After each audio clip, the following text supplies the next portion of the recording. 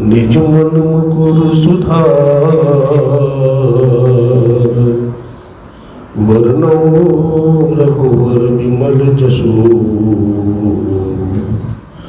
जो दायक फल चार बंदो गुरुपद कंज कृपा सिंधु नररूप हरि महामोहतम पुंज जासु वचन दब कर निकल।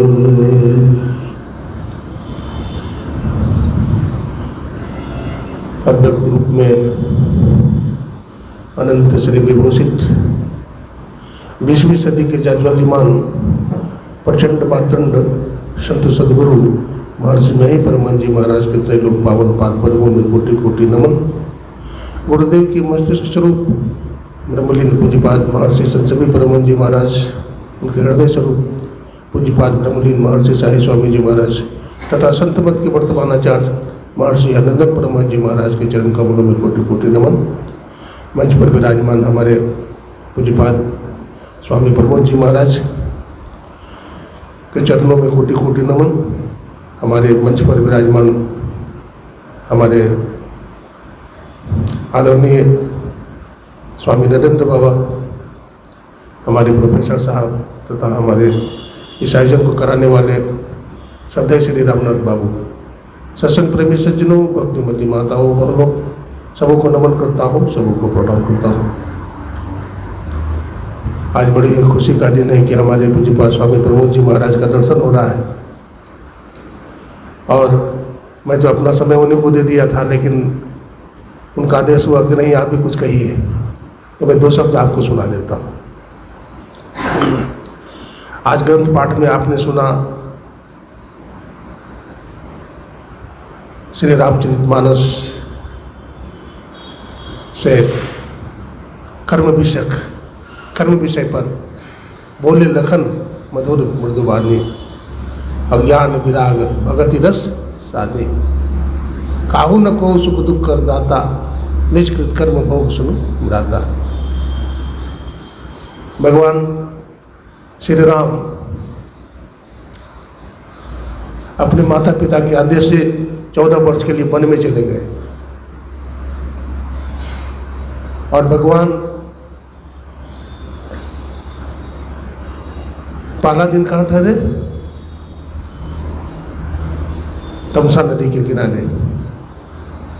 और दूसरे दिन प्रभु श्रृंगवेरपुर पहुंचे, जहाँ वृक्ष के पत्ते का आसन बना करके उस पर प्रभु विश्राम किया है। और भगवान की ऐसी दशा देख करके भगवान का परम भक्त गोहनिषाद को अच्छा नहीं लगा। उन्होंने श्री लक्ष्मण जी से कहा कि देखिए, ये सारा दोष कैकेयी जी का है। उन्होंने ही प्रभु श्री राम, माता जानकी, लक्ष्मण जी को वनवास में भेज करके इतना कष्ट दिया है। तो लक्ष्मण जी महाराज क्या बोले? लक्ष्मण जी महाराज परम ज्ञानी है। उन्होंने क्या कहा? काहू न को सुख दुख कर दाता, निज कृत कर्म भोग सुनुराता। ए भाई, इस संसार में कोई भी किसी को सुख दुख नहीं देता, सभी को अपने कर्म का फल भोगना होता है।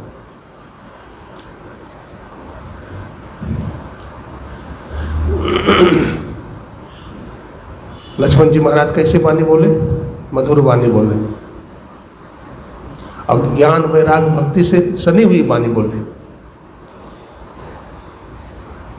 लड़ाई झगड़ा कब होता है? जब हम कठोर वाणी बोलते हैं। रामायण हमें सिखाता है कि हर समय मधुर वाणी बोलिए,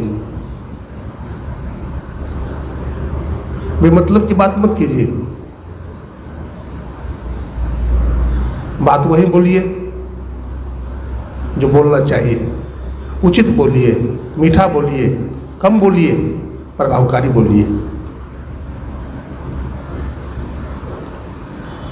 सूझबूझ के साथ बोलिए।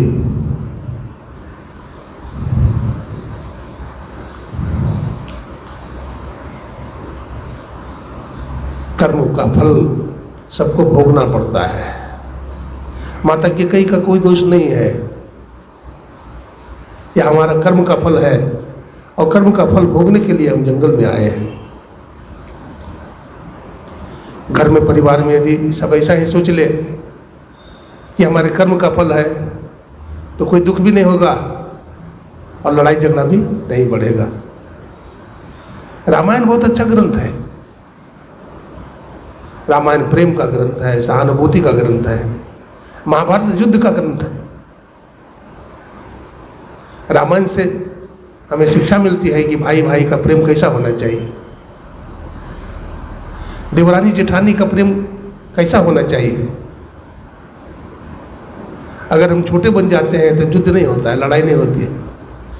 लड़ाई तो तब होती है जब हम बड़े हैं, तो हम बड़े हैं तो फिर लड़ाई होती है। इसलिए समाज में छोटा बन करके रहना चाहिए।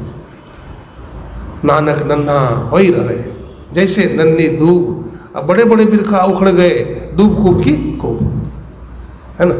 गंगा मैया जब अपनी धारा में चलती है ना, बड़ी वेग से चलती है, तो बहुत सारे गाछ वृक्ष रहते हैं, वो अकड़े खड़े रहते हैं, गंगा मैया उखाड़ देती है। लेकिन जो झुक जाता है, गंगा मैया थपकी दे देती है, वो झुक जाता है तो गंगा मैया पार हो जाती है, अब वृक्ष खड़ा का ही खड़ा रह जाता है। हमारे जीवन में भी अहंकार नहीं होना चाहिए, हमारे जीवन में विनम्रता होनी चाहिए।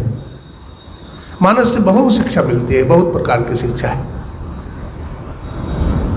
अब देखिए, कर्म का फल सबको भोगना पड़ता है। भगवान श्री राम ने छिप करके बाली को मारा ना, वही बाली जरा नाम का प्यादा बन के आया, वही श्री राम कृष्ण के रूप में आए। भगवान जंगल में थे, भगवान पैर के ऊपर पैर चढ़ा करके लेटे हुए थे।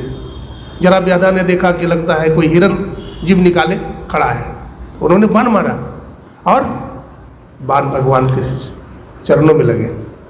देखिए, भगवान श्री कृष्ण महाभारत के युद्ध में रथ का संचालन करते थे और कितना बाण भगवान को लगा है, और सारा बाण वैसे लीन हो जाता था भगवान श्री कृष्ण के शरीर में जैसे नदी समुद्र में लीन हो जाती है। लेकिन कहीं भगवान को खरोच भी नहीं आया, वो निकलने की बात ही क्या है। लेकिन एक सामान्य जरा नाम के व्याधा के बाण से भगवान ने शरीर छोड़ दिया। यानी भगवान भी कह रहे हैं, हे दुनिया वाले लोगों, कर्म का फल हम भगवान होकर के भोगना पड़ता है, तो तुम कोई चीज नहीं हो। कर्म प्रधान विश्व रचि राखा, जो जस करे सो तस फल चाखा। तुलसी यह तन खेत है, मन बच कर्म किसान, अब पाप पुण्य दो बीज है, बुबई से लोने निदान। मानव का शरीर क्या है? खेत है। अब मन बच कर्म किसान है। हाँ, तुलसी यह तन खेत है, मन वच कर्म किसान, अब पाप पुण्य दो बीज है, जो जैसा बोता है वैसा काटता है। ऐजुसो ऐजुरी, जैसा बोएंगे वैसा ही काटेंगे। कारण हम हैं। अगर संसार में हम सुखी हैं तो कारण हम ही हैं, अगर हम अपने जीवन में दुखी हैं तो कारण हम हैं। कारण को जो समझ लेगा उसका निवारण हो जाता है। हम कारण को नहीं समझते, इसलिए दुख का निवारण भी हमारे जीवन में नहीं होता है। तो अच्छा कर्म करने से कर्मफल भी नष्ट होते हैं। राजा परीक्षित का बेटा का नाम क्या था जानते हैं? जन्मेजय। एक बार वेदव्यास जी महाराज के पास जन्मेजय गया, कहा कि महाराज हमको महाभारत की कथा सुनाइए। तो महाभारत की कथा सुनाने लगे। महाभारत की कथा सुनाते सुनाते कहा कि देखिए, महाभारत में बड़े बड़े वीर हुए। कौन सा वीर हुए? तो बोले भीष्म पितामह, द्रोणाचार्य, कर्ण, अर्जुन, पांचों पांडव, ये महारथी थे। एक दिन ऐसा घमासान युद्ध हुआ दुर्योधन और भीम में। दुर्योधन भी बलवान था और भीम भी उसे विशेष ही था। भीम ने दुर्योधन का हाथी का पूंछ पकड़ करके आसमान में घुमाया और इतना जोर से फेंका कि अभी तक आसमान में घूम रहा है। कहा महाराज ये सफेद झूठ है, ऐसा नहीं हो सकता, ऐसा नहीं हो सकता, अभी तक हाथी घूम रहा है। बोला दुष्ट, तुम शास्त्र पर अविश्वास करते हो? पांडव का कुल में जन्म लेकर, परीक्षित का बेटा होकर तुम धर्म ग्रंथ पर अविश्वास किया। देखो देखो, बैठो बैठो, अभी दिखाता हूँ क्या दिखता है। आसमान में वो हाथी घूम रहा है और उसका खून नीचे गिर रहा है, तो भी विश्वास नहीं हुआ। देखिए ना, आंख से देख लिया तो भी कहता है ऐसा नहीं हो सकता। वही जन्मेजय को सांप लगा, है ना, वैशंपायन मुनि के पास गया और 20 काला कपड़ा उड़ा करके उसको कर्मकांड कराया गया, है ना। लेकिन तो भी उसका दाहिना हाथ का कुष्ठ रोग ठीक नहीं हुआ। पूरा शरीर में कुष्ठ बीमारी तो ठीक हो गया, लेकिन दाहिना अंग का कुष्ठ रोग ठीक नहीं हुआ। उसका कर्म का फल था। तो कर्म का फल अवश्य में भुक्तव्यम कृतम कर्म फलम शुभाशुभम। कर्म के फल से हम नहीं बच सकते, कर्म का फल भोगना पड़ेगा। तो कर्म का फल कैसे नष्ट होगा? तो हमारे गुरु महाराज ने बताया, मानस जप कीजिए, मानस ध्यान कीजिए, दृष्टि साधन कीजिए, नाद अनुसंधान कीजिए, ईश्वर की भक्ति कीजिए। श्री लक्ष्मण जी और मेघनाथ में घमासान युद्ध हुआ और उन्होंने शक्ति का प्रयोग कर दिया, वज्रास्त्र चला दिया, तो लक्ष्मण जी मूर्छित हो गए। तो सुषेण वैद्य को बुलाया गया और सुषेण वैद्य ने 4 प्रकार की जड़ी निकाला। वो कौन कौन प्रकार की जड़ी थी? पहली प्रकार की जड़ी का नाम था वैशल्यकरणी, जानते हैं? वैशल्यकरणी जड़ी जब घोल करके पिलाया गया और ऐसा बाण लगा था लक्ष्मण जी के शरीर में, मूर्छित हो गए थे, पूरा शरीर में विष घुल गया था। लक्ष्मण जी महाराज अचेत पड़े थे। जब वैशल्यकरणी जड़ी घोल करके पिलाया गया तो उनके शरीर में जितना विष घुला था सब बाहर आ गया, लेकिन अभी जीवित नहीं हुए। तो दूसरा प्रकार की जड़ी निकाला, वो क्या था? अस्थि संचारणी। शरीर का जो नस नाड़ी है ना, ब्लॉक हो गया था, टूट गया था, सब बिखर गए थे। तो अस्थि संचारणी जड़ी को जब घोल करके पिलाया गया तो क्या हुआ? कुछ चेतना आई शरीर में, है ना, नस नाड़ी सब जुड़ गए। तीसरी प्रकार की जड़ी स्वर्णकरणी, है ना। अस्थि संचारणी जड़ी क्या है ये बाद में बताएंगे। तीसरी प्रकार की जड़ी स्वर्णकरणी जड़ी। ये स्वर्णकरणी जड़ी क्या है? शरीर में घाव हो गया था, शरीर निस्तेज हो गया था, मलिन हो गया था, लेकिन जैसे ही स्वर्णकरणी जड़ी घोल करके पिलाया गया तो उनके शरीर में तेज आ गया, शरीर तेजस्वी हो गया, लेकिन अभी भी जीवित नहीं हुए। चौथी प्रकार की जड़ी मृत संजीवनी। जब घोल करके पिलाया गया तब लक्ष्मण जी महाराज उठ करके बैठ गए और कहते, कहाँ है मेघनाथ, सामने आओ। तो मानस जप हुआ, ये क्या हुआ? वैशल्यकरणी जड़ी। मानस ध्यान क्या हुआ? मानस ध्यान क्या हुआ? अस्थि संचारणी। अगर जप कीजिएगा तो हमारे शरीर का भी जो विष है, यानी काम, क्रोध, लोभ, मोह, मद, मत्सर है, ये जो विष है ये खत्म होगा। और मानस ध्यान कीजिएगा तो क्या होगा? जो नस नाड़ी टूट गए हैं वो जुड़ जाएंगे और बहुत सारे अवगुण हैं वो निकल जाएंगे। दृष्टि साधन करेंगे तो हमारा मलिन शरीर तेजस्वी हो जाएगा, शरीर में तेज आ जाएगा, रोशनी आ जाएगी, प्रकाश आ जाएगा, नूर आ जाएगा शरीर में। और चौथी प्रकार की जड़ी जब घोल करके पिलाया गया मृत संजीवनी जड़ी, तो लक्ष्मण जी महाराज उठ करके बैठ गए। जो निष्प्राण हो गए थे वो सचेतन हो गए और युद्ध के लिए खड़े हो गए। शरीर पावरफुल हो गया। हम भी पावरफुल हो जाएंगे यदि कर्मयोग के रहस्य को समझ लेंगे। आप लोग की सेवा में इतना ही सुनाया। पूज्य स्वामी प्रमोद जी महाराज आए हैं और गुरु महाराज की बड़ी सेवा की है ना, और इनकी वाणी हम सुनेंगे तो विशेष लाभ होगा।